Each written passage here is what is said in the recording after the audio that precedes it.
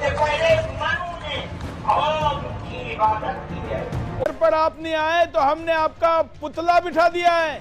अरशद मदनी जी, थोड़ा सा 5 दिन हो गए आपके इस्लाम के जानकारी के बारे में चुनौती दी जा रही है चर्चा के लिए, और आप रामलीला मैदान पर आके तो पूरी नौटंकी कर रहे हैं, लेकिन यहाँ टीवी चैनल पर बैठने का अवसर देने के बावजूद भी आप नहीं जुड़ रहे।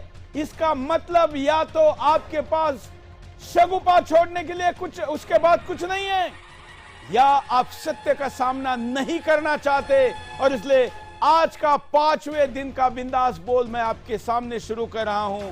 अल्लाह ही सबसे बड़ा कहने वाले लोग, ये चर्चा से भागने के बाद की क्या स्थिति बनी। मित्रों, मैंने तो आपके सामने ब्रह्मा जी की पूरी वंशावली बता दी। हम ये कह रहे हैं कि ये रहा सूरज, रे रहा जयद्रथ। हम कह रहे हैं कि बाप दिखाओ नहीं तो श्राद्ध करो, और इसलिए भाग रहे क्योंकि जो सत्य हम दिखा रहे उसका इनके पास कोई उत्तर नहीं है। ये कहते हैं कि मनु महाराज जी जो है वही इनके लिए इस्लाम के पहले व्यक्ति के तौर पर है, जिनको अपना नाम ये देते हैं, हम अलग नाम देते हैं, यही दूसरे मजहब वाले नाम देते हैं, रिलीजन वाले नाम देते हैं। ऐसा शगुफा छोड़कर ये जो भाग गए हैं, उस भागने के बाद का आज का 5वां दिन हम इनके पीछे भाग रहे हैं, लेकिन ये मिल नहीं रहे। आज तो हमारी टीम देवबंद में, लेकिन देवबंद में भी नहीं मिल रहे। लेकिन हम कार्यक्रम को जारी रखेंगे और इनकी चुनौती को तब तक बताते रहेंगे जब तक ये हिंदुस्तान के सामने या तो माफी नहीं मांग ले, या ये पराजित होकर भाग गए ये हिंदुस्तान ना समझ ले। आज मैं पोल से प्रारंभ करता हूं कि मदनी चाचा भतीजा जिन्होंने कार्यक्रम आयोजित किया था, क्या उनके ऊपर महादेव और मनु भगवान महादेव और मनु जी के अपमान का मुकदमा चलना चाहिए, कार्रवाई होनी चाहिए? लगातार प्रतिदिन लोग इस पर पोल करके अब तक लाखों की संख्या में अपनी भावनाओं को व्यक्त कर चुके। आज कार्यक्रम का प्रारंभ 95% लोगों के बात से हो रहा है। 95%, 95 बहुत बड़ा परसेंट है, और आज ये 95 कार्यक्रम के अंत तक बदल सकता है। अब इसको बदलिए। अब मैं कार्यक्रम में आगे बढ़ता हूं। हमारे साथ जो गेस्ट पैनल जुड़ा है, मैं स्वागत करता हूं गेस्ट पर, और उसके बाद एक एक करके कुछ वीडियो को हम दिखाएंगे और आगे बढ़ेंगे। आज हमारे साथ जो गेस्ट जुड़े हैं उसमें हमारे साथ लगातार तीसरे दिन संदीपन जी है। संदीपन जी, आपका स्वागत है। जी नमस्ते। संदीपन जी के साथ हमारे साथ आज दूसरे सच वाला, ये पूर्व मुस्लिम मूवमेंट चलाते हैं और आज हमारे साथ जुड़े हुए हैं, क्योंकि हमने आपको पहले दिन ही कहा था कि जो इस्लाम छोड़ चुके हैं ऐसे लोगों से बातचीत करो भाई। चलो, हमसे नहीं कर रहे, लेकिन जो मुसलमान थे उनसे बात करो। उनसे भी बात करने के लिए तैयार नहीं है। आज हमने तय किया कि आपके सामने इन अतिथियों के साथ हम बात करेंगे। हम प्रतिदिन सैकड़ों मुस्लिम स्कॉलर को कॉल करते हैं, संपर्क करते, टीवी से अपील करते कि आइए, इस्लाम को एक अवसर दिया जा रहा है अपना पक्ष रखने का। आखिर लाखों की संख्या में लोग इस्लाम क्यों छोड़ रहे हैं? अब बताइए। हमको बरगलाने के बजाय हिंदुओं में भेद करके उनके दिमाग में अज्ञान जहर डालने के बजाय आप अपना उत्तर दीजिए। मित्रों, ये अवसर से भागने वाले लोग, इतने लोगों के बावजूद भी हमसे नहीं जुड़े। आज एक भी मुस्लिम प्रतिनिधि इस वक्त तक तो नहीं जुड़ा है। कंट्रोल रूम, क्या हमारे साथ एक नए अतिथि जुड़ने के लिए तैयार है? हम उनकी प्रतीक्षा करेंगे, लेकिन आज हम सच वाला से प्रारंभ करते हैं, क्योंकि इस शो में वो 5वें एपिसोड में आज पहली बार हमारे साथ आए हैं। तो मैं आपसे जानना चाहता हूं कि जिस प्रकार से चुनौती देकर, हालांकि इन्होंने चुनौती नहीं दी, चुनौती तो हमारे जैन मुनि जी ने दी थी, लेकिन उसके बाद हमने दी। लेकिन इन्होंने जो बातें वहां पर कही, बड़ी बड़ी सीना तान के ये कह के ग्यारह दुनिया जब से है तब से इस्लाम है, कितना झूठ फेंका कि हिंदुस्तान का भी सबसे पुराना धर्म इस्लाम है, लेकिन उसके बाद 5 दिन से चर्चा में नहीं आ रहे हैं। क्या कहेंगे? जी, आपका धन्यवाद। आपने मुझे यहाँ बोलने का अवसर दिया। मेरी आवाज आ रही है आपको? बिल्कुल बिल्कुल, बोलिए। जी, मैं कहना ये चाह रहा था मैं पिछली बार भी इस बारे में अपनी बात जो है कह चुका हूँ। वो यही है कि देखिए, हमारे जो स्कॉलर्स हैं, इस्लाम के जो उलमा हैं, वो दूसरे तमाम मामलात में कुरान हदीस की बात करेंगे हर मामले में। जब कभी आप उनसे कुछ पूछने जाएं या कुछ बताने जाएं तो सबसे पहले कुरान और हदीस का रेफरेंस जो है पूछते हैं। मगर ये इतनी बड़ी बात ये कहे गए, इतने बड़े जो है मंच पर, जहां हजारों लाखों लोग उनको देख रहे हैं, इतने बड़े मंच पर वो उन्होंने जो कुछ कहा उसका कोई एक भी रेफरेंस, कोई एक भी सबूत न तो कुरान से मिलता है और न हदीस से मिलता है। आप समझ रहे मेरी बात? बिल्कुल। यानी देखें, जब कोई बात इस्लाम के जो है के विषय में करना है, इस्लाम को लेकर अगर कोई बात कोई करता है तो उसको सबसे पहले कुरान का जो है रेफरेंस देना पड़ेगा। क्या वो बात कुरान से मैच होती है? क्या वो बात जो है, उस बात का सबूत, उस बात का जो है नमान जो है, जिसको प्रमाण कहते हैं, क्या वो कुरान में है? सबसे पहली बात जो है, सबसे पहला सवाल तो ये है। दूसरा सवाल ये है कि अगर कुरान में नहीं है तो क्या किसी ऑथेंटिक हदीस में है? तो सच्ची बात यह है कि ऑथेंटिक हदीस में भी नहीं पाया जाता। और तो और, मैं अपनी उम्र का लगभग जो है 31 ईयर्स, 31 साल मैं अरब कंट्रीज में, अरब देशों में रहा हूँ। 31 ईयर्स मैंने वहां किसी से भी, किसी स्कॉलर से, किसी अरब से कभी भी नहीं सुना कि आदम, या जो है जिसको इन्होंने मनु कहा है, या आदम, वो भारत में उतरे थे। ऐसी कोई बात आज तक किसी भी अरब ने नहीं कही, किसी भी ने नहीं कही। ये सारी बात ये यहाँ इसलिए कर रहे हैं, ये जो है हमारे मदनी साहिबान, क्योंकि इनके पास अब मुद्दा कोई नहीं रहा, इनके पास कहने के लिए अब कुछ नहीं रहा, तो इसलिए लोगों का जो है माइंड डाइवर्ट करना चाहते हैं। क्योंकि आज की तारीख में भारत भर में ये एक्स मुस्लिम का तूफान आ चुका है, बाढ़ आ चुकी है। हर तरफ से एक्स मुस्लिम की भरमार हो रही है, ऐसे जैसे कि जो है कोई सुनामी आ गई, एक्स मुस्लिम की सुनामी आ गई। तो ऐसी सूरत में अब लोगों का माइंड डाइवर्ट करना ये इन स्कॉलर का जो है काम था, क्योंकि वो हमारे प्रश्नों का उत्तर तो नहीं दे सकते। हमने जो कुछ जो है सवाल उठाए हैं, इनके पास हमारे सवालों का जवाब नहीं है। तो अब क्योंकि अब जो है पब्लिक इनसे जो है पूछ रही है, कुछ ना कुछ सवाल कर रही है, तो उन सवालों का भी जवाब इन उलमा के पास नहीं है। इस वजह से अब उन पब्लिक को जो है उनका माइंड डाइवर्ट करने के लिए, या उनको कहीं और से जो है इधर उधर जो है भटकाने के लिए इस तरह के शोषे छोड़ रहे हैं, इस तरह की बातें कर रहे हैं, जो कि बिल्कुल बेबुनियाद है, जो कि बिल्कुल बेअसल है, बेसबूत है, जिसका कोई सिरे से कोई एविडेंस न तो कुरान में है न और न हदीस में है। ऐसी बेबुनियाद, ऐसी बेसबूत बात करके ये अपने आप को बिल्कुल हल्का, बिल्कुल जो है यानी वेटलेस साबित कर दिए हैं, बिल्कुल हल्का। मुझे तो बड़ी हैरत होती है कि हमारे देश के उलमा इतने हल्के, इतने बेबुनियाद हो गए हैं। बड़ा ताज्जुब होता है मुझे बड़ी हैरत होती है। क्या किया जाए? बिल्कुल, हमारे साथ मुस्लिम स्कॉलर भी जुड़ गए हैं ताकि हम उनके सामने बातचीत करें, तो उनको ये कहने का अवसर नहीं मिलेगा कि हमारे पीछे बातचीत हुई। मैं स्वागत करता हूं, हमारे साथ मेहताब उस्मानी हैं, दिल्ली से हैं, बड़े इस्लामी स्कॉलर हैं और कई टीवी चैनलों पर बैठते हैं। आज 5वें दिन वो हमारे साथ है, क्योंकि मदनी के समर्थन में कोई आने को तैयार नहीं, तो उनका पुतला बैठा हुआ है। अब पुतला बोल तो नहीं सकता, लेकिन उन्होंने क्या कहा हो भी रामलीला मैदान पर, मैं आपको वीडियो दिखाता हूं और उसके बाद मैं पूछूंगा मेहताब उस्मानी जी से कि क्या इस पर वो अपनी राय रखते हैं। मदनी का यह वीडियो।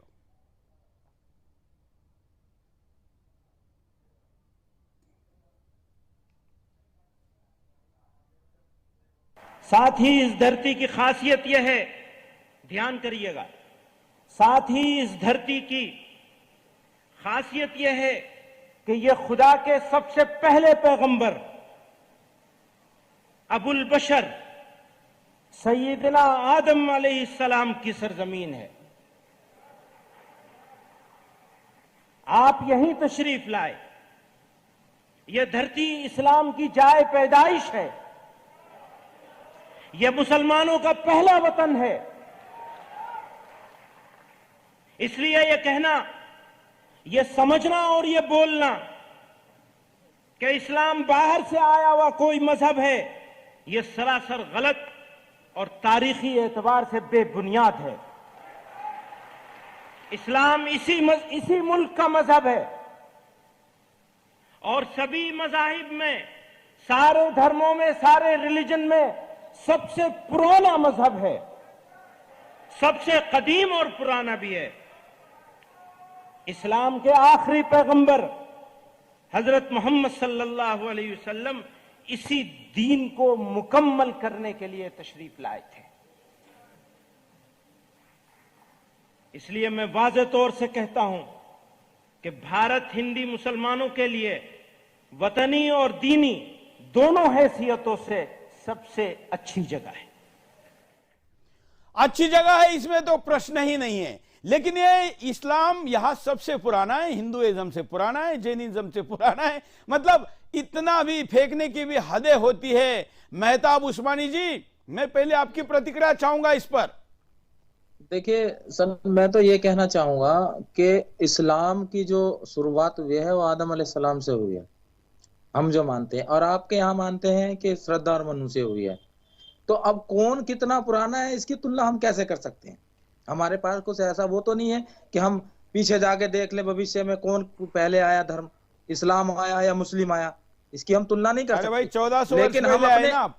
सर सुन लीजिए, हमारे अकॉर्डिंग इस्लाम आदम अलैहिस्सलाम से चला, सबसे पहले नबी वो थे। तो कब आए थे? तो हम तो उन्हीं को मानेंगे सबसे पुराना। आपके अकॉर्डिंग देखिए, इसका मेरे पास ऐसा नहीं कि पर्टिकुलर डेट या तारीख है हाँ। कि कब आए थे। हाँ। लेकिन हम हमारे अकॉर्डिंग जो इस्लाम की शुरुआत हुई, जो दुनिया में जो सबसे पहले आए वो थे आदम अलैहिस्सलाम, और उन्हीं से इस्लाम शुरू हुआ।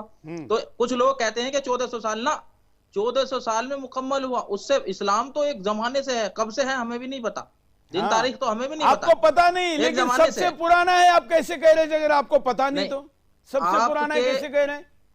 सुन लीजिए, उन्होंने ये नहीं कहा, उन्होंने कहा इस्लाम बहुत पुराना धर्म है। नहीं, सबसे पुराना उन्होंने कहा सबसे पुराना है। चलिए, आप कहते हैं सबसे पुराना है, हम कहते हैं सबसे पुराना है, आप कहते हैं कि हिंदू धर्म सबसे पुराना है। अब किसकी बात को आप वो करेंगे? हिंदू को करेंगे। आप भी तो यही कहते हैं कि हिंदू धर्म हाँ? आप कहते हैं सनातनी सबसे पुराने हैं। हाँ? तो भाई हम भी उसका यही कहते हैं कि तर्क इस्लाम सबसे, है, उसका तर्क है, तो स्क्रीन पे दिखाइए। मैं हम केवल भी तो यही ब्रह्मा जी कहते की हैं। वंशावली दिखाता हूं, और भी दिखा सकते हैं, केवल ब्रह्मा जी की दिखाइए।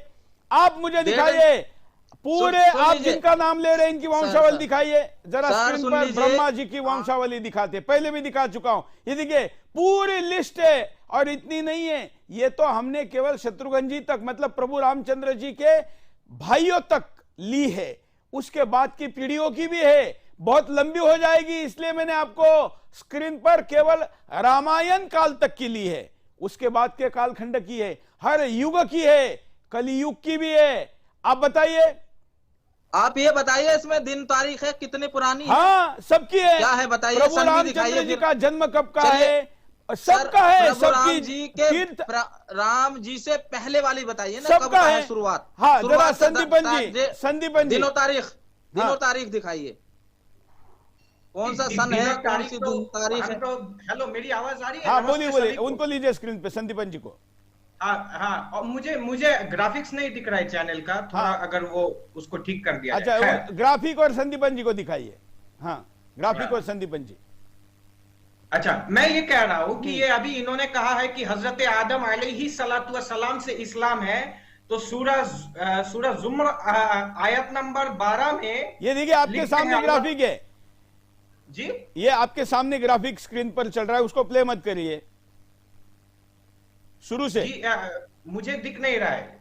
खैर, मैं जो कह रहा था कि सूरह जुमर आयत नंबर 12 में लिखते हैं, व उमिरतु लिअन अकूना अव्वलल मुस्लिमीन, कि रसूलुल्लाह सल्लल्लाहु अलैहि वसल्लम को अल्लाह तबारक व तआला कह रहे हैं कि मैंने तुम्हें आदेश दिया है, कि अल्लाह के रसूल को वो कह रहे हैं कि आप सबसे पहले मुसलमान हैं। अव्वलुल मुस्लिमीन, अव्वल यानी पहला, और मुस्लिमीन यानी पहला मुसलमान।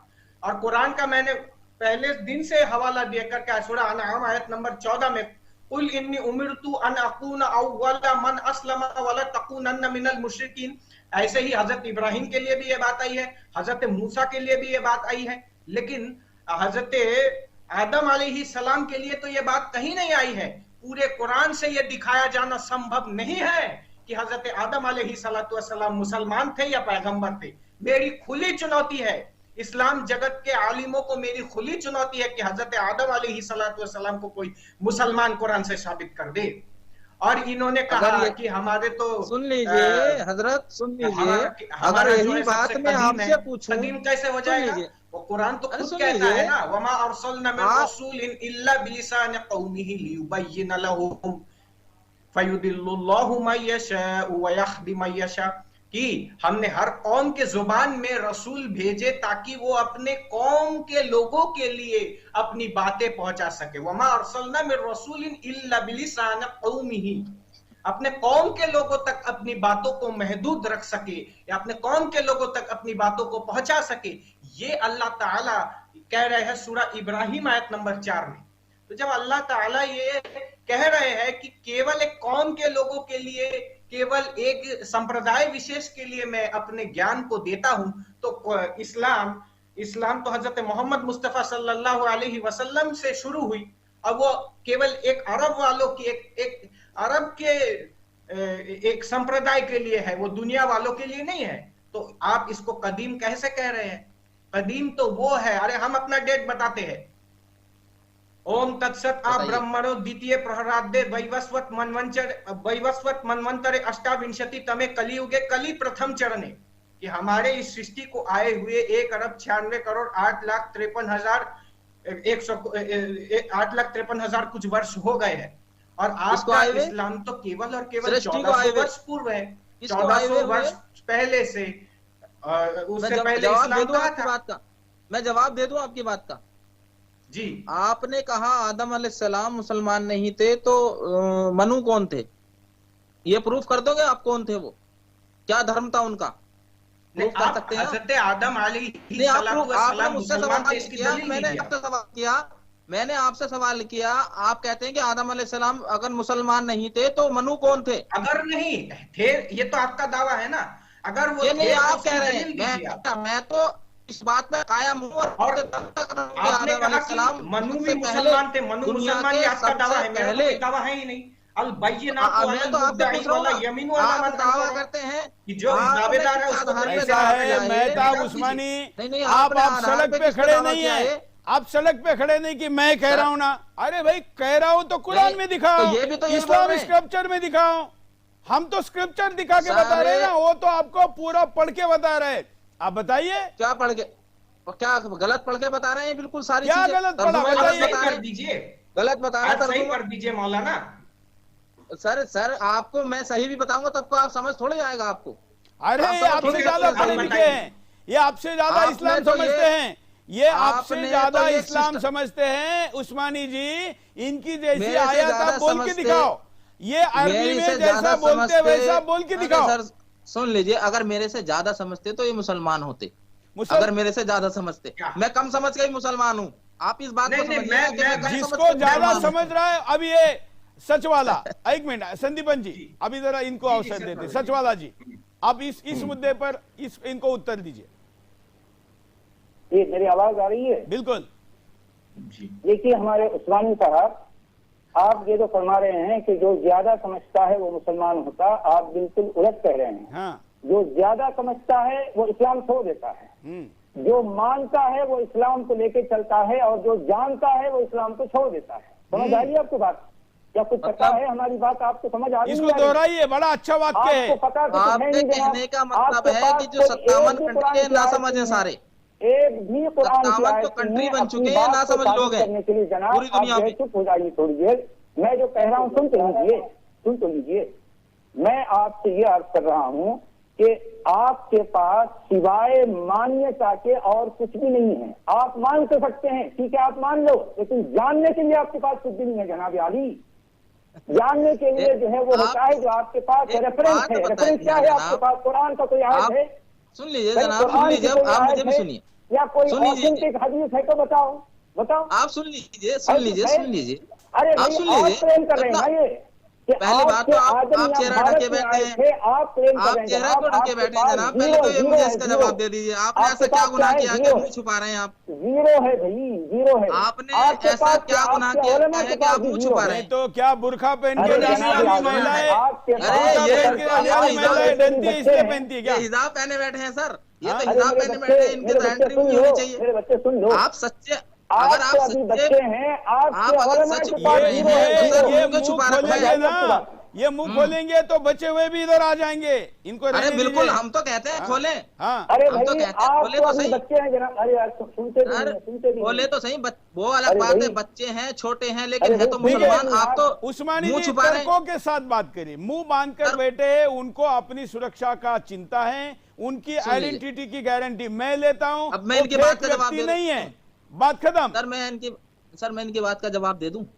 आप तर्कों से इन्होंने- बात करिए, सड़क पर हाँ, खड़े होकर तर्कों पे बात कर रहा मत करिए। हूँ, मैं जवाब दे दूं बात का इनकी। हाँ, इन्होंने कहा कि अगर मैं मुंह खोलूंगा तो सारे लोग इधर आ जाएंगे। तो पहली बात तो ये, सबसे पहले इनका बात का जवाब, इन्होंने कहा कि जो समझ जाते हैं वो इस्लाम छोड़ देते हैं। तो 57 कंट्री जो इस्लामिक बने हैं ये ना समझ हैं सारे के सारे, आपके कहने का मतलब ये है, ये ना समझ है, ठीक है? 100%। ये आप अपने रिकॉर्ड कर लेना बयान। मैं ये ना बात समझे पूरे ना, 57 कॉन्फिडेंस से कंट्री कह जो बने सकता हैं ना हूँ। समझे। आपको पता कुछ नहीं है ना, सुन आपको लीजिए ना सर, कुरान मैं का आपकी पता सुन है, लीजिए ना पूरी हदीस बात, का अब पता है तर्क मैं भैया। दे रहा हूँ, आप आप तर्क अभी सुन बच्चे लीजिए, हैं, तर्क आप सुन अभी लीजिए सर। बच्चे हैं, आप अपने उलमा को लेके आए यहाँ पर, मैं अरे उनसे आप बात तर्क तो करूंगा। सुन लीजिए, मैं आपसे क्या बात करूं भाई? सुनते ही नहीं आप तर्क अभी सुने अभी ना, अंदर मेरी से बात तो निकले सुने हैं, मैं पहले। आपसे क्या बात करूं? आप आप अपने जवाब उलमा सुन को लेके लीजिए आए, जनाब, कम से कम उनको कुरान और हदीस आप का जवाब इल्म सुन होगा, मैं लीजिए। उनसे बात करूंगा। आपको आप पता जवाब तो ही नहीं कुछ है सुनना नहीं, चाहते, कुछ भी नहीं पता आपको। जवाब नहीं सुनना चाहते तो मत अब सुनिए। पता नहीं आप यहाँ क्यों आ गए हैं, आप आपको सुनना नहीं पता कुछ चाहते, भी नहीं है, कुछ भी नहीं पता आपको। आपको कोई आप एक पता है तो रेफरेंस सुनने के नहीं लिए है तैयार आपके रहिए पास ना, भैया। फिर जवाब लेने क्या के लिए बात करें तैयार यार रहिए ना, आपसे? जवाब लेने के लिए आपसे क्या तैयार बात रहिए ना। करूं? मैं कोई मुंह छुपा के नहीं बैठा जवाब देने के लिए, मैं अरे बच्चा हूँ या भैया, छोटा ये तो हूँ, इस्लाम की खुलेआम रहमत बैठा है, हूँ इसलिए मुंह मंच पे, छुपाना पड़ता है। मुंह छुपा के नहीं बैठा ये हूँ। तो इस्लाम की रहमत है, इसलिए मुंह छुपाना पड़ता है कि इस्लाम को छोड़ देने के अरे बाद जवाब में तो दो मेरी जो बात हालत का, होती है वो हमको पता है। आपको क्या पता? क्या पता तो होती कुछ है? भी नहीं है आपको, क्या होती पता है? कुछ भी नहीं। अपने क्या अपने होता है उलमा सर? को लेके आओ आप, मैं उनसे बात क्या होता करूंगा। है? क्या होता है क्या बात बताइए? करूं यार? आप इस्लाम में भाई रहे हैं, आप पर आपको तो क्या मुझे कष्ट हुआ? तरस आ रहा है, आप पर आप तो मुझे मुसलमान तरस आ रहा है रहे भाई। आप मुसलमान, तरस आ रहा तर्स है तो मुझे आप पे आ रहा है मैं कि क्या बात आपकी वो करूं हालत आपसे? हो गई कि मुंह भी नहीं दिखा सकते आप। तर्स तो मुझे आप पे आ रहा है, आपकी हालत वो हो चुकी है कि मुंह भी नहीं दिखा सकते अब आप ये तर्क है, ये अल्लाह ताला ने आपको दरअसल अजाब दिया आपके है, इस्लाम की ये रहमत अजाब है, है आपके आपके ऊपर, इस्लाम का करिश्मा है, आपके जाहिर ऊपर बात है, मुंह अजाब है, छुपाना पड़ता है, ये जनाब मजबूरी है अजाब हमारी। है, ये ठीक जनाब है अजाब है। जी। अल्लाह ताला ने आपको ऐसा कर दिया कि आप मुंह भी नहीं दिखा सकते, ये अजाब है आपका, इसका मतलब आपके पास कोई आपके तर्क ऊपर नहीं अजाब है, है। आपके पास कोई सबूत नहीं है। हाँ, आप पता नहीं कहाँ में से उठ के आ तभी गए बात यार, सुने, जो है मैं आपसे क्या बात जवाब करूं? सुनेंगे क्या तो बात सबूत करूं दूं ना, आपसे? जवाब सुनेंगे तो अपने सबूत उलमा दूं। को लेके आओ आप, अपने अरे असातिज़ा को लेके आओ, मैं उनसे बात करूंगा। आप जैसे लोगों से बात करने के उलमाओं की अरे जरूरत भैया, नहीं, आप पर तो मुझे जवाब तरस आ रहा है देने के लिए। भैया, आप पर तो मुझे जो है तरस आ रहा है। क्या बात करूं मैं इस आपसे? वजह से कि आप देखिए इस्लाम छोड़ा और आपका मुंह छुपा लिया आपने, इस्लाम छोड़ते ही मुंह छुपा लिया। अल्लाह ताला ने कितना बड़ा अजाब दिया आपको, मुझे तरस आ रहा है आप पे, या उन्होंने कोई चोरी की या डकैती डाली इसलिए नहीं मुंह छुपाया है, आप मुंह छुपाया तन से जुड़ा करते हो इसलिए छुपाया है। इस देश के तंत्र में इतना दम नहीं, हिम्मत नहीं है कि इस्लाम छोड़ने के बाद किसी की जान बचाने के लिए सुरक्षा दे सके, इसलिए बताइए किसको मारा आज तक जिसने धर्म छोड़ा, किसको मारा, एक नाम गिनाइए। उनका अपराध नहीं है या आपके अपराधों के कारण उन्होंने छुपाया है। एक नाम गिनाइए जिसने इस्लाम छोड़ा और उसको मारा हो मुसलमानों ने, एक नाम गिनाइए। अरे भाई, आपके नबी यही काम करते थे, आपको तो पता ही नहीं, यही काम किया इस्लाम के अनुसार आपके नबी ने जिंदगी में यही काम किया। संजीवन जी जरा बताइए कि कौन सा आदेश है, इस्लाम छोड़ने वाले को क्या आदेश है बताइए। इस्लाम छोड़ने वाले का आदेश है, मन बदलना जिसने इस्लाम छोड़ा उसको सजा हुई। अरे सुनो ना, वो बोल रहे हैं, एक मिनट संदीपन जी आप दोबारा, संदीपन जी नंबर 32 में अल्लाह ताला जिक्र फरमाते हैं। अरे यार आप सूरत पे कैसे जाते हो? आप मुझे ये बताइए ना, किसको फांसी लगी इस्लाम छोड़ने के बाद, किसको मारा इस्लाम छोड़ने के बाद? एक नाम गिनवाइए। सूरत में जो लिखा है, अभी आप डीपली मत जाओ, अगर हम बताएंगे तो फिर आप उसको समझ नहीं पाओगे। आप मेन उस पे आइए ना, जो बात मुद्दे पे आप बताइए सर। आप एक जवाब तो दो ना, कितने आदमी हैं जिन्होंने इस्लाम छोड़ा और वो मारे गए? कितने आदमी हैं जिनको फांसी हुई इस्लाम छोड़ने के बाद?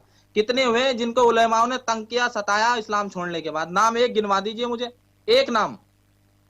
जो ये मूर्ख छुपा के बैठे हैं, क्यों बैठे हैं भाई? आपने अपनी मर्जी से छोड़ा, किसी ने आपको फोर्स थोड़े किया छोड़ने के लिए।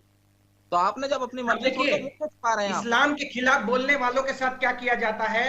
और वो अल्लाह कुरान में लिख रहे हैं, इन्नमा जज़ाउल लज़ीना युहरिबून अल्लाह व रसूलहु व यसअून फिल अर्दि फसादिन औ युक़त्तलू औ युसल्लबू औ तुक़त्तअ अयदीहिम व अर्जुलुहुम मिन खिलाफिन औ युनफौ मिनल अर्द ज़ालिका लहुम खिज़्युन फिद दुनिया व लहुम फिल आखिरति अज़ाबुन अज़ीम।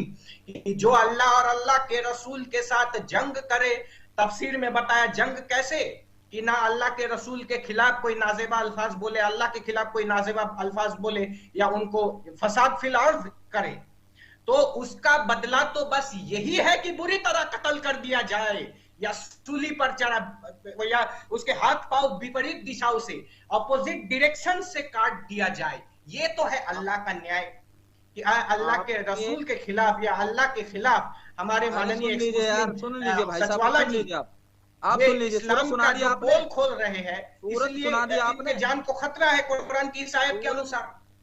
तो इसलिए वो मुंह पे कपड़ा डाल करके बैठे हुए हैं, क्योंकि यहाँ पे बहुत सारे ऐसे लोग हैं जो अल्लाह के नाम पर कत्ल करने के लिए रेडी है। अच्छा, तो ये जो धर्म संसदों में कत्लेआम की बात करते हैं, सब मुसलमान है? ये देखिए, एक मिनट जरा मैं इसमें एंट्री करता हूँ। एक मिनट, आपने ये कहा कि इस्लाम छोड़ने पर मारने वालों का कोई सबूत दीजिए। मैं इसी वर्ष के सबूत देता हूं, जो वर्ष चल रहा है, अभी केवल 45 दिन हुए हैं। इस वर्ष के सबूतों में केरला में इस्लाम छोड़ने के कारण मुस्लिम स्कॉलर पर एक्स मुसलमान बनने के कारण हमला, ब्रिटेन में इस्लाम छोड़ने के कारण हमला। मैं आपको मतलब केवल गूगल किया मैंने, इनके पास तो लिस्ट है, तो आप मेरे पास हजारों की लिस्ट आ गई है कि इस्लाम छोड़ने के कारण जिनके ऊपर हमला किया, ये अपराध मान के कि इस्लाम छोड़ना अपराध है। और वो क्या अपराध है, उन्होंने हदीस पढ़ के बताई है। सर आपने मेरी बात शायद सुनी नहीं ढंग से। मैंने कहा था कितने ऐसे हैं जिन्हें इस्लाम छोड़ने के बाद मारा गया है? लाखों ना, इसमें एक भी मरने वाले का नाम गिनवाइए। लाखों है मरने वाले। आपने कर देते हो, आप एक नाम गिनवाइए ना। अच्छा मेरी बात सुन लीजिए, आप एक नाम गिनवा दीजिए मुझे, वो किसी भी कंट्री का दुनिया की के इस्लाम छोड़ा उसको मार दिया हो, एक नाम गिनवा। हाँ, सच वाले।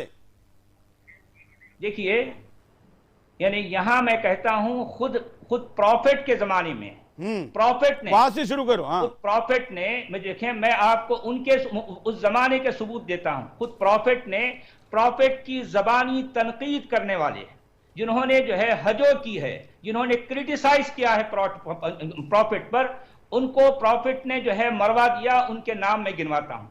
एक है अस्मा बिनते मरवान, एक है काब इब्न अशरफ, एक है अन्नाजिर इब्न अल हारिस, एक है उम्मे क़िरफ़ा, एक है अबू अफ़्फ़ाक, एक है अक़बा इब्न अबू मुआयत, एक है अबू राफ़ि इब्न अबुल हुक़ैक़, खालिद बिन अब सुफियान, अबू अज़्ज़ा अम्र बिन अब्दुल्लाह, मुआविया इब्न अल मुग़ीरा, अल हारिस इब्न सुवैद अल अंसी, बनु क़ुरैज़ा की हंसने वाली औरत अब्दुल्लाह इब्न उबई, अल यासिर इब्न रिज़ाम, किनाना इब्न रबीअ, रिफाह इब्न कैस, अब्दुल्लाह इब्न खतल, फरताना, कुरैबा, हुवैरिस इब्न नुफैस, मिक़यस इब्न सबाबा, सारा, हारिस इब्न हिशाम, जुबैर इब्न अबी उमैया, इकरमा इब्न अबू जहल, काब इब्न ज़ुहैर, अबी सुलामा, अल हारिस इब्न तलाल, अब्दुल्लाह इब्न ज़बारा, हुबैरा, नाबीना सहाबी की उम्मे वलद, इब्न सुनैना, अब्दुल्लाह। ये सारे नए गिनते जाऊंगा तो 1 घंटा लग जाएगा। बताइए पूरी लिस्ट है, और बहुत लंबी है, इन्होंने कटवाया। समझे? सुन लीजिए, अब सुन लीजिए, आपने नाम गिना दिए। लगता है जनाब इस्लाम छोड़ने के बाद मानसिक संतुलन खो चुके हैं। में मारे गए हुए लोग, जो जंग हुई है उनमें मारे गए हुए लोग, नबी ने थोड़ी कहा मारने के लिए। अरे भाई, सिर्फ हजो करने पर, सिर्फ तनकीद करने पर आपको पता कुछ भी नहीं है। आपके पास एक भी रेफरेंस नहीं है भैया। मैं आपके बच्चों से क्या बात करूंगा? बच्चे हैं अभी, मतलब बच्चे हैं, बातें कर रहे हो आप। ये जंग के दौरान मारे गए, उस वक्त की जंगों के दौरान जंगों के दौरान नहीं है। ये इसको प्रॉफिट ने मरवाया, इनको प्रॉफिट ने मरवाया, किसने कोई मरवाया? जंग नहीं हुई थी आपके पास भाई, इन इस लोगों बात के को साथ कहाँ कोई लिखा है जंग प्रॉफिट नहीं ने हुई थी, मरवाया? आपको पता आपने कुछ पढ़ा नहीं है है? यार, क्या क्या बात आपने करें पता यार, है, अजीब आप मामला है। जाहिलाना बातें कर इधर रहे हैं। अपना इल्म मोहम्मद हासिल कर लो, नहीं तो इसको अपने उलमा मानेंगे? को बुला के लाओ, अपने जाहिल असातिज़ा को बात बुलाओ, जो उनसे इस्लाम बात अच्छा में अच्छा, ऐसा है, मुझे लगता है आप मेहताब उस्मानी मानेंगे? जी आप एक भी रेफरेंस नहीं दे पाए। अननेसेसरी बकवास बकेंगे तो मैं इनकी बात नहीं सुनूंगा। देखिए बिना आपने, मतलब बकवास आप करेंगे, मेहताब हजरत उस्मानी मोहम्मद आप साहब एक पे भी उंगली नहीं रेफरेंस उठा नहीं सकता। दे पाए, इन्होंने रेफरेंस गिना क्या है। रेफरेंस दूं मैं? और झूठ आपने बोल रहे कहा, हैं। मैंने ये- जस्ट गूगल किया झूठ बोल कि रहे हैं sir. List of the people who झूठ बोल किल्ड रहे हैं। फॉर लेफ्ट इस्लाम, ये देखिए, ये कितनी लंबी लिस्ट है। मतलब ये सारे आप है? बकवास की बातें बोल रहे हैं। आप रेफरेंस दीजिए ना, जैसे वो दे रहे हैं। एक मिनट, इन्होंने अभी आप पहले रुकिए, बात मैं पूरी सुन जरा लीजिए। थोड़ा शो को दूसरी दिशा की तरफ लेके चलता हूं। मैं संदीपन जी के पास चलता हूं। संदीपन जी, इस शो को लोग क्यों देखें? मतलब हम जो चला रहे हैं, ये हिंदू को किस एंगल से इस शो की तरफ देखना चाहिए, इस डिबेट की तरफ? ये क्या कौन केवल बड़ा है, इसके लिए तो हम नहीं चला रहे हैं। कोई हमको, हम छोटे और वो बड़ा कह रहे हैं, ये दावे को तो हम खोड़ ही रहे हो, झूठा भी है, लोग भी जानते हैं। लेकिन हिंदू इस शो को 5 एपिसोड की तरफ, या आगे भी ये शो चलेगा तो किस नजर से देखे, और मुसलमान किस नजर से देखे? 2 उत्तर दीजिए संदीपन जी।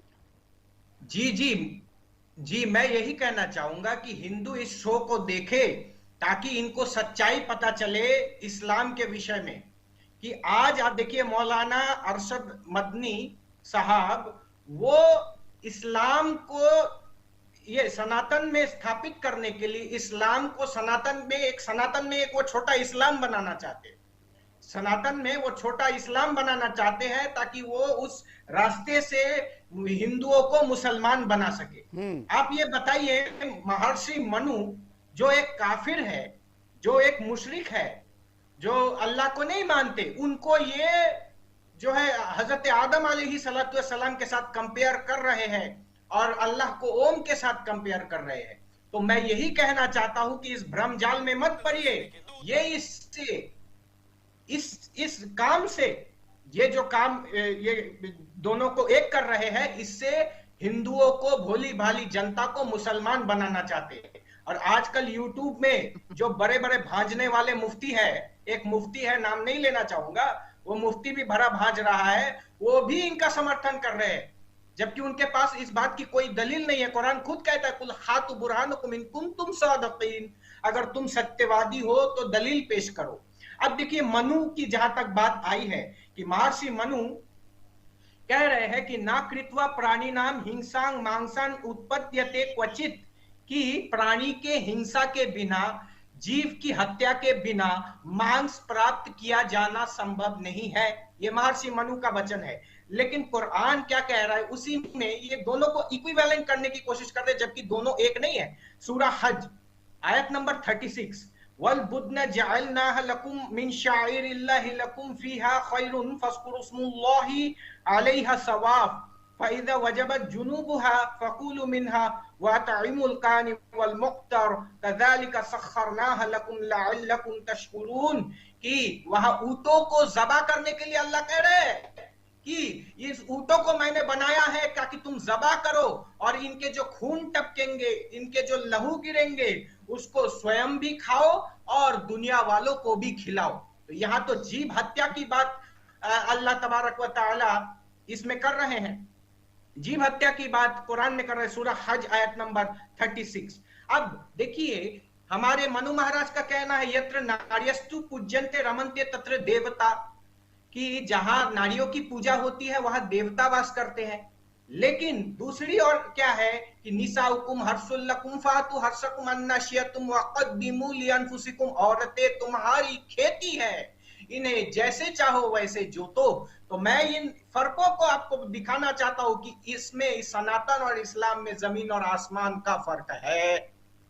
जी हाँ, मैं सचवाला जी को भी यही प्रश्न के साथ कि इस कार्यक्रम की तरफ मुझे लगता है संदीपन जी आपने हिंदू कैसे देखे इस नजर से बताया है, मुसलमान इसको कैसे देखे? संदीपन जी एक बार आप बता दीजिए, फिर यही प्रश्न लेकर मैं इनके पास जाऊंगा। संदीपन जी, आपने जो अभी बताया वो बताया हिंदू कैसे देखे, मुसलमान इस शो की तरफ कैसे देखे, क्या उनका नजरिया होना चाहिए?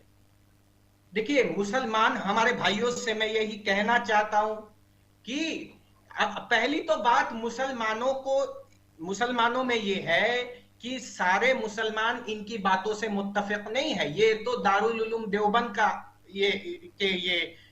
मतलब वहां के वो ये मोहतमिम क्या यहाँ के वो सरगना है, तो दारुल उलूम देवबंद वाले ही इनको मानते हैं। और दारुल उलूम देवबंद तो इस्लाम नहीं है ना, केवल हनफियों का देवबंद का एक ग्रुप इनको मानते हैं। फिर भी आज लोग इनको, बहुत सारे लोग, मैं बरेलवियों को भी देख रहा था, वो इन पर तनकीद कर रहे हैं। और जो देवबंदी विचारधारा वाले हैं वो इनकी अंधभक्ति कर रहे हैं, ये इनकी बातों को सही साबित करने का प्रयास कर रहे हैं, जबकि इनके पास अपने दावे की कोई दलील नहीं है।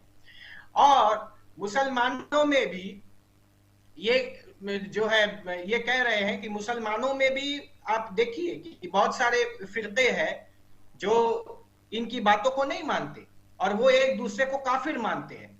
जैसे हजरत हुजूर सल्लल्लाहु अलैहि वसल्लम ने जिक्र फरमाया है कि कुल्लुहुम फिन्नार इल्ला मिल्लतन वाहिदा क़ालू मन हु या रसूलुल्लाह मा अना अलैहि व असहाबी, की इन 73 फिरकों में से 72 फिरकों में से 71 जहन्नमी होंगे और केवल एक जन्नती होगा। इस कारण से ये बाकी जो फिरके के लोग हैं, मुसलमानों में बरेलवी हो गए, अहले हदीस हो गए, वो इनकी बातों का समर्थन नहीं करते और वो इनको जहन्नमी मानते हैं।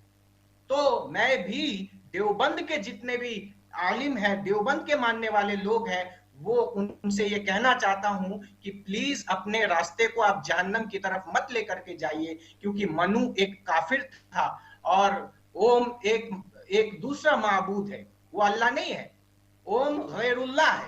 तो गैरुल्लाह को माबूद बना करके पेश करने वाला वो तो मुशरिक हो जाएगा। केवल वो आपके जमात के सरगना है, इसलिए उनकी बातों को हम सही मान लेंगे बिना दलील के, तो ये बात बिल्कुल भी सही नहीं है। आपके बरेलवी भाई आपको काफिर कहने के लिए पहले से ही रेडी है। और इनके तो अहकाम शरीयत में आला हजरत ने, इमाम अहमद रजा खान ने अहकाम शरीयत में इनको काफिर कहा है। इनको, ये देवबंदी वालों को। तो मैं इनको यही कहना चाहता हूं कि क्यों दूसरे मुसलमानों की गाली, आप दूसरे फिरकों के मुसलमानों की गाली सुनने के लिए आप ये बात जो है आप लोकालय में ये कर रहे हैं, अपनी बातों से इन्होंने भारत के हिंदुओं का नैरेटिव चेंज करने के लिए कही है। देखिए ये बड़े शातिर है, इस चीज को समझना पड़ेगा कि हिंदुस्तान का हिंदू इस्लाम को अपना मानकर, मतलब ये कहना चाहते हैं कि जो कल की अवतार आने वाला था, आपने जाकिर को भी सुना होगा, वो भी यही कुतर्क देता था कि मोहम्मद ही अंतिम अवतार हैं और इसलिए आप इसको स्वीकार करो। इस नैरेटिव को सेट करने के लिए इन्होंने इस गेम को किया है। वही बॉटल है, अंदर की दारू वही है, बॉटल चेंज की गई है, पैकेजिंग चेंज है। और इसलिए हमने हिंदुओं को और मुसलमानों को यह समझना जरूरी है कि इस शो के तरफ वो कैसा देखे। यही प्रश्न मैं सचवाला जी से पूछता हूं। सचवाला जी, आपके शो भी या ये एपिसोड भी क्यों देखे हिंदू, या किस नजर से देखे? नहीं, पहली बात तो हमारे ये उस्मानी साहब जो आए हैं, इन पर तो बड़ा मुझे तरस आ रहा है। बेचारों के पास कोई भी जो है रेफरेंस नहीं है, कोई बात नहीं, उनको छोड़ दीजिए, उनको अभी उनको सुनने दीजिए। हो सकता है कि आपकी बात सुनकर वो भी एक मुस्लिम बन जाए। आप अपनी बात कहिए। हाँ जी, मैं ये कहना चाह रहा था, इनसे तो मैं क्या बात करूं, उनको पता कुछ भी नहीं है। कम से कम ये अपने उलमा या अपने असातिज़ा, छोड़ दीजिए उनकी बात, जो है जो आप ये बताइए हिंदू इस शो की तरफ क्यों देखे, कैसे देखे, क्या उसको मिलेगा? जाहिर बात है, हिंदू तो जो है इसकी कभी भी जो है इससे आकर्षित नहीं होगा, इससे कभी अट्रैक्ट नहीं होगा, क्योंकि हिंदू को पता है कि ये बिल्कुल बेसलेस बात है। मैं इतना कह सकता हूं कि मदनी साहब जो कुछ फरमा रहे हैं ये बिल्कुल बेसलेस है, बिल्कुल बेसलेस है। इसका कहीं किसी के पास कोई सिरे से कोई सबूत नहीं है। देखें, चाहे वो अरब हो या आजम हो, कहीं भी इनको इस बात का कोई भी जो है सबूत नहीं मिलेगा, कोई सबूत नहीं। मैं खुद जो है अरब कंट्रीज में रहा हूं, वहां मैंने कभी किसी से नहीं सुना। नहीं, मैं इससे आगे बढ़ने के लिए कह रहा हूं। देखिए, मैं इससे आदम एक है ऐसा कभी आप उस पे मत जाइए। अभी मैं ये कह रहा हूं, आज हम, क्योंकि अभी हम क्लोज करने जा रहे हैं, मैं आज का एक भाषण दिखाने वाला हूं दर्शकों को, तो इसलिए मैं आपसे समझना चाहता हूं कि इस सीरीज को बहुत लोग देख रहे हैं। हम यूट्यूब पर भी देख रहे हैं, व्यूज बढ़े हैं, फेसबुक पर, ट्विटर पर, और हमारे पास भी कई कॉल आ रहे हैं, दिन में भी कॉल आ रहे हैं। मैं ये लोग उत्सुक हैं, लेकिन उनकी उत्सुकता को एक दृष्टिकोण देना जरूरी है। ये केवल छोटा बड़ा या चुनौती वाली बात नहीं है, उन्होंने इसको किस एंगल से देखना चाहिए। जी देखिए, यानी सच्चाई वही होती है जो साबित होती है। हाँ, अब जो साबित नहीं हो सके उसको सच नहीं कहते। हाँ, आप समझ रहे ना। अब और उसको गोल गोल बातें ऐसे झूठ के साथ नहीं चलना चाहिए, यही कहना चाहते हैं। जाहिर बात है, झूठ के साथ कोई नहीं चल सकता। भाई जो कोई भी जो है तर्क रखता है, जो कोई जिसके पास अगर जो है बुद्धि है, कोई बात समझ सकता है, तो वो कभी भी ऐसे लोगों की बातों में नहीं आएगा, ये मैं कह सकता हूं। कोई बिल्कुल सादा आदमी भी नहीं आ सकेगा, क्योंकि ये बात सिर्फ इनकी अपनी जाती बात है, इन्होंने अपने मन से रखी है। जाहिर बात है, इनके पास खुद जो है इसका कोई तर्क नहीं है, कोई सबूत नहीं है, तो कोई भी इनकी बात पर जो है मतलब तवज्जो नहीं देगा। ये सीधी बात, बिल्कुल जो है ये बात समझ में आने वाली है। बिल्कुल। अब मैं इनके पास चलता हूं कि क्या आप ये बताएंगे उस्मानी जी कि आपने रामलीला मैदान से जो बात कही, उस बात को अब टीवी चैनल पर कहने के लिए मदनी क्यों नहीं आ रहे? मैंने नहीं कही, वो मदनी साहब ने कही, आप उनको बुलाओ। नहीं, वो तो नहीं आ रहे ना, तो आपको नहीं लग रहा कि तो फिर भी आप उनकी बात का समर्थन करें? आप उनको, अब जो बात उन्होंने कही उस बात का जवाब, उसका ट्रांसलेट वो खुद करेंगे। आप सहमत नहीं हैं उनसे? मैं कैसे कर दूंगा? आप उनसे सहमत नहीं हैं? सर मैं उनकी बात को कैसे ट्रांसलेट कर दूंगा? आप एक बात बताइए मुझे। अच्छा, आप क्या मानते हैं?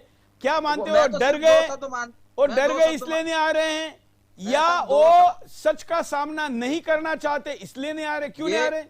ये पता आप लगा सकते हैं, वो डरे हैं या सच का सामना नहीं करना चाहते, ये पता आपका काम है सर लगाना, आप मीडिया वाले। अच्छा, लेकिन आपको ये लगता है, लेकिन आप इस बात से सहमत हैं कि अगर उन्होंने ये कहा है तो आना चाहिए था, ये बात से सहमत है?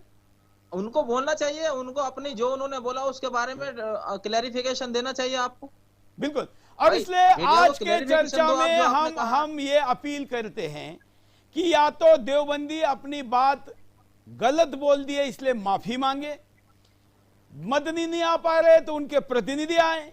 लगातार 2 एपिसोड में एक मुसलमान इस चर्चा में बैठने के लिए तैयार नहीं है। हर व्यक्ति आता है और कहता है हम मदनी से सहमत नहीं है, लेकिन हमको ये कहना है, अरे भाई तो फिर मदनी जो दावा करते हैं कि हम हिंदुस्तान विश्व के 85% मुसलमानों के नेता हैं, अरे 8.5 भी उनके साथ खड़े नहीं है, तो 85% कहां चले गए? मैं कल के एपिसोड में उन मुस्लिम उलेमाओं को, खास करके मैं मुसलमान भाइयों से, मैं उनको विक्टिम मानता हूं, इनके झूठ का विक्टिम, और इसलिए मैं भाई शब्द उपयोग में लाकर मुसलमानों को कहता हूं कि अपने उलेमाओं को, अपने मुफ्तियों को, अपने मौलानाओं को कहिए कि सुदर्शन चैनल पर जो डिबेट चल रही है उसमें आप जाने से क्यों डर रहे हैं, क्यों पार्टिसिपेशन नहीं कर रहे हैं? हर मुसलमान अपने अपने उलेमा को, अपने मस्जिद के मौलाना को, या अपने जो भी उनकी व्यवस्था होगी उसके मुखिया को कहें मदनी तो नहीं आ रहे लेकिन बाकी लोग आए ना। क्या उनको यह स्थिति अच्छी लगती है कि उनके जानकार लोग भाग रहे हैं? भाई क्यों? कुछ तो गड़बड़ है इसलिए तो भाग रहे हैं। अगर गड़बड़ है तो ऐसे गड़बड़ वालों के साथ रह के क्या फायदा है? आज एक बड़ा वाक्य यहां पर जो सचवाला जी ने कहा, वो वाक्य मैं उनके मुंह से एक बार दोहराना चाहूंगा कि जो आपने जानने और समझने वाली बात कही, जरा सचवाला दोबारा दोहराइए उस वाक्य को। नहीं देखिए, जो लोग मानते हैं वो सिर्फ मानते रहते हैं, लेकिन जो लोग जान लेंगे तो फिर वो इस्लाम छोड़ देंगे। तो ये मानने वाला इस्लाम पर चलता है, जानने वाला इस्लाम को छोड़ देता है। मतलब केवल आस्था के साथ आंख बंद करके बगैर जाने समझे चल रहा है, मान रहा है इसलिए चल रहा है, लेकिन जानने की कोशिश करेगा तो आपके जैसा छोड़ देगा। तो ये बहुत बड़ी बात है। क्या हिंदुस्तान में भी एक एक्स मुस्लिमों की आंधी आ रही है? उससे डर है क्या है? और इसलिए आज के एपिसोड को हम यहां पर रोककर एक, आज मैं अपना जन्मदिन नहीं मनाता, उसको मैं संकल्प दिवस कहता हूं, और इसलिए आज मेरे संकल्प दिवस पर मैंने हमारे पूरे मिशन के बारे में जो भावनाएं व्यक्त की, आपसे भी दर्शकों से क्या अपेक्षा है यह भी बताई, उसे सुनिए। भारत माता की वंदे। मैं प्रतिवर्ष कहता हूं और पुरोहित के सूत्र संचलन में दुरुस्ती करता हूं कि मैं जन्मदिन नहीं संकल्प दिवस मनाता हूं। जन्म तो दुनिया भर में 800 करोड़ लोगों का हुआ है, जी रहे हैं, हजारों करोड़ आए हैं, चले गए हैं। हम केवल जन्म लिए, इसमें हमारा कोई पराक्रम नहीं है। हम संकल्प ले और उसको पूरा करें, इसमें हमारा कोई पराक्रम है। और इसलिए आज के इस संकल्प दिवस पर हम हमेशा ये प्रयास करते हैं कि ये एक्सक्लूसिवली सुदर्शन की टीम और राष्ट्र निर्माण के टीम के लिए दिन रिजर्व हो, और इसलिए हम आज अन्य बाहर के लोगों के बजाय अपने लोगों के साथ इस कार्यक्रम को मनाते हैं। और इसलिए पूरे देश भर से आए हुए टीम सुदर्शन के शुभकामनाएं मुझे मिल गई है, पहुंच गई है, ये मैं आपको इस मंच से स्वीकार करता हूं। जो लोग आए भी नहीं है, क्योंकि फील्ड पे भी कई लोग होंगे। मित्रों, संकल्प एक ही है जीवन में, और वो संकल्प है परम वैभवे तुम्हें तस्व राष्ट्रम। हे भारत माता, आपको पुनः परम वैभव पर पहुंचाना है। इस संकल्प की स्थिति में, अवस्था में अगर वर्णन करें तो फिर वो है कि इस देश को हिंदू राष्ट्र बनाना है।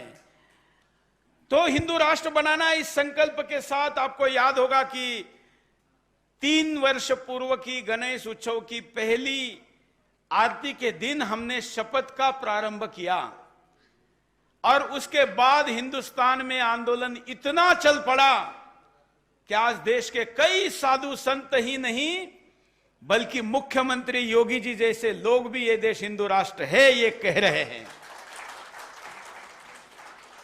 ऐसा नहीं कि हमारा संकल्प है, ये तो छत्रपति शिवाजी महाराज ने 26 अप्रैल 1645 को रायरेश्वर पर लिया था। डॉक्टर हेडगेवार जी ने विजयादशमी 1925 पे नागपुर में लिया था। बीच में सेकुलरिज्म के कारण लोग इस पर बोलना बंद हो गए थे। ये सच हो ही नहीं सकता, ऐसा मान बैठे थे। उस समय हमने ये तय किया कि अब हम पुनः इस मुद्दे को, क्योंकि पिछले बार हमने जनसंख्या का मुद्दा उठाया था और आज जनसंख्या का मुद्दा हिंदुस्तान का मुद्दा बन गया है, वैसे ही अब हिंदू राष्ट्र सबसे मुश्किल मुद्दे को उठाएंगे। मित्रों, आज 3 वर्ष बाद हमारे संकल्प शक्ति की ये पहुंच है कि आज ये वास्तव में लोगों को लगने लगा है, और हमारे शत्रु तक, फिर भाग्यनगर के हो या कश्मीर में बैठे हुए हो, वो खुद कह रहे हैं कि अब ये देश हिंदू राष्ट्र बनने जा रहा है। लेकिन ये घोषणा होनी बाकी है। हिंदू राष्ट्र तो था, है और रहेगा, लेकिन वो घोषणा करने का काम अभी हो, इसके लिए हमको देश भर में वातावरण बनाना है। मित्रों, ये आने वाले दिनों में होगा ही, करना ही है, लेकिन केवल घोषणा होके क्या होगा। आज जब प्रतिदिन मैं शाम को सोने के पहले विचार करता हूं कि आज का दिन कैसा गया, हमारे संकल्प को जो हमने लिया था उसमें हम कितने कदम आगे बढ़े, तो यह ध्यान में आता है कि हम तो हिंदुओं के अंत की गाथाओं को प्रतिदिन लिखते हैं। रोज आने वाली लव जिहाद, लैंड जिहाद और गद्दारी से लेकर देश विरोधी गतिविधियों की घटनाओं की श्रृंखला रोज पढ़ते, लिखते, बताते हुए ऐसा लगता है, बिंदास बोल में भी आक्रोश के साथ बोलते हुए कभी कभी लगता है कि यही बोलते रहेंगे क्या हिंदू समाप्ति की तरफ जा रहा है। जैसे हमने 17 में कहा कि हम 18 की भारत बचाओ यात्रा निकालेंगे, और पूरे देश भर में 20,000 किलोमीटर हम गए। बाकी चैनल वालों को भी मैं बताना चाहता हूं, और पत्रकारिता जगत के दुनिया भर के लोगों को बताना चाहता हूं कि कोई पत्रकार केवल खबर देने वाला, समाचार देने वाला ही नहीं, बड़ी बड़ी सभाओं का, बड़ी बड़ी यात्राओं का आयोजक भी हो सकता है। ये देखना है तो टीम सुदर्शन को देखो। कश्मीर से हम निकले, उत्तर भारत, पूर्व भारत करते हुए दक्षिण में हम कन्याकुमारी गए। वापसी में हम कन्याकुमारी से निकले, दक्षिण, पश्चिम, मध्य भारत करते हुए दिल्ली में आए। रामलीला मैदान पर हमने इतनी बड़ी रैली की कि राजनीतिक दलों को भी ऐसी रैली करने के लिए करोड़ों रुपए लगते हैं। ये श्रेय किसका है? ये मेरे सामने यहां पर बैठे और यहां भले ही ना हो, वो टीम सुदर्शन, टीम राष्ट्र निर्माण का है, हमारे ऊपर भरोसा करने वाले हिंदुओं का है। उसके बाद हमने कहा, क्योंकि उसके बाद चुनाव थे, उसके बाद कोरोना भी आया, उसके बाद हिंदू राष्ट्र की मूवमेंट को हमने कोरोना के दरमियान चलाया। अब हम उसी संकल्प को पूरा करने के लिए, क्योंकि 2400 वर्ष बहुत महत्वपूर्ण है, हम में से कोई राजनीतिक नहीं है, हमें प्रत्यक्ष राजनीति का कोई मतलब नहीं है, लेकिन हम सब राष्ट्र नीति करने वाले लोग हैं। और 24वें इस देश में बड़ा भूचाल लाने की योजना हो रही है। सोरोस जैसा व्यक्ति विदेश में बैठकर यह कह रहा है कि मैं हिंदुस्तान के सत्ता परिवर्तन में हजारों करोड़ रुपए लगाने के लिए तैयार हूं, लगा रहा है। मैं पिछले दिनों पुणे में गया था, उदाहरण के लिए पुणे बता रहा हूं। क्या आप जानते हैं कि अकेले पुणे में FCRA के थ्रू आने वाले पैसे की राशि की साइज क्या है? पुणे जैसे सिटी में 1000 करोड़ प्रति वर्ष विदेश से पैसा आता है। उन NGOs को आता है जो हिंदुस्तान विरोधी है। क्या पूरे महाराष्ट्र में कितना आता है? करीब 10,000 करोड़। अकेले गुजरात जैसे राज्य में जो महाराष्ट्र से भी छोटा है, वहां कितना आता है? 25,000 करोड़ एक वर्ष में। मतलब कल्पना करिए, मैं कहता हूं कि वहां की सारे इंक्लूडिंग बीजेपी सारे संस्थाओं का, धार्मिक संस्थाओं का, मंदिरों का बजट भी हम निकालेंगे तो इतना होगा क्या? नहीं। इतना पैसा विदेश से इस देश को डिस्टर्ब करने के लिए, इसको अस्थिर करने के लिए, यहां के तंत्र से हिंदुत्व में जाग रही ज्वाला को हटाने के लिए, दूर करने के लिए लाया जा रहा है। हम उतना पैसा तो नहीं लगा सकते, लेकिन हम उसके लिए अपने जीवन का हर क्षण लगा सकते हैं। ये वचन हम यहां से आज देते हैं।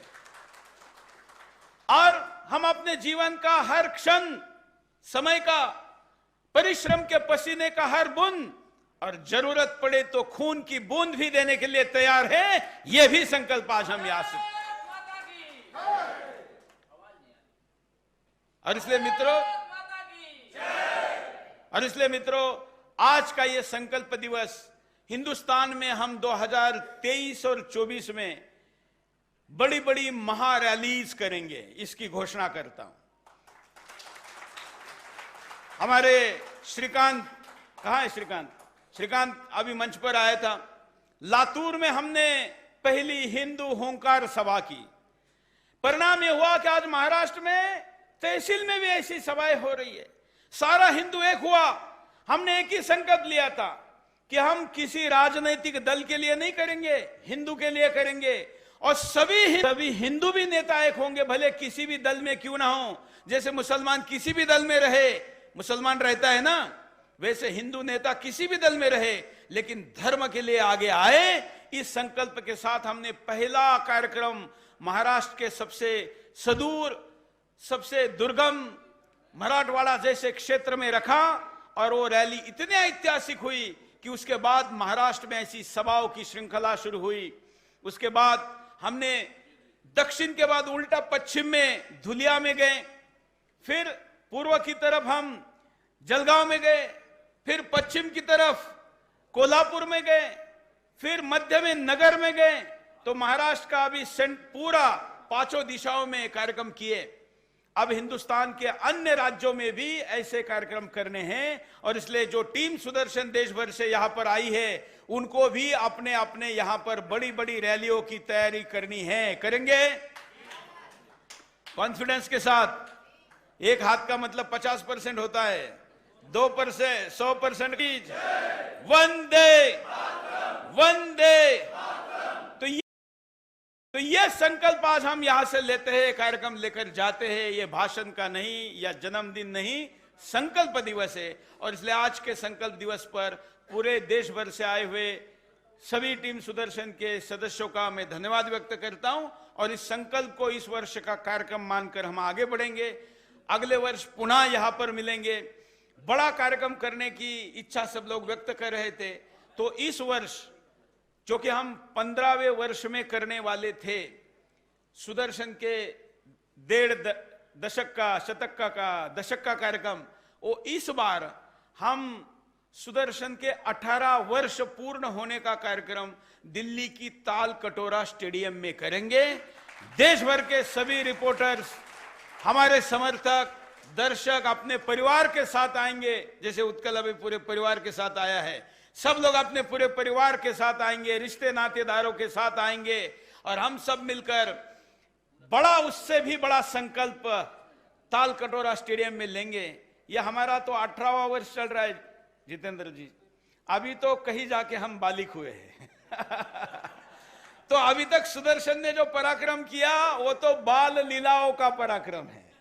अभी तारुण्य का पराक्रम इससे ज्यादा बड़ा होने वाला है और उसके बाद का और भी पराक्रम बाकी है, क्योंकि हम तो कोई एक जीवन की कल्पना नहीं करते। ये तो रिले बैटन दौड़ जैसा है। पिछले पीढ़ी ने हमको हिंदुस्तान दिया, हम अगले पीढ़ी को देंगे। तो हमारी दौड़ हम मजबूती के साथ ज्यादा दूरी में कम समय में पार कर कर अगले पीढ़ी को ये हिंदुस्तान देंगे। इसलिए 2 हिस्से में घर वापसी की अपील के बाद आप वसीम रिजवी थे और उत्तर प्रदेश के सिया वक्फ बोर्ड के चेयरमैन, मंत्री दर्जा, सब कुछ, बहुत प्रतिभाशाली है, बहुत अच्छे फिल्म प्रोड्यूसर है। ये सब कुछ छोड़कर इन्होंने सनातन अपनाया, हिंदू बने। उसके बाद इनके जीवन पर समस्याओं का पहाड़ टूट पड़ा। आप जानते हैं कि इनको गिरफ्तार किया गया, हरिद्वार के जेल में रखा गया। हम तो ईश्वर की लीलाओं को कई रूपों में देखते हैं। ये ठीक है कि षड्यंत्र पूर्वक इनको जेल में रखा, लेकिन मैं कहूंगा कि एफआईआर हुआ है और वो जिस दिन हो रहा था उस दिन सुदर्शन पर हम 26 दिनों की कुरान की आयतों पर कार्यक्रम कर रहे थे। इनको धमकी दी गई कि ये कार्यक्रम करोगे, सुप्रीम कोर्ट में कुरान के विरुद्ध जाओगे तो बदनाम करेंगे। इन्होंने हौसला रखा। मैंने उस दिन शो से कहा था कि इनके ऊपर एफआईआर हुआ है। जिन लोगों ने वो अभियान देखा होगा उनको याद होगा। लेकिन अब उत्तर प्रदेश पुलिस ने जांच करके पाया कि उसमें कुछ है ही नहीं, फर्जी आरोप है और उस आरोप को पुलिस ने एफआईआर नहीं किया, इसलिए कोर्ट के द्वारा एफआईआर करवाया गया और अब इनके गिरफ्तारी के लिए प्रयास चल रहे। ये बेल के लिए गए तो मुसलमान जज किए, हम जानते हैं कि आप निष्पाप थे, निष्पाप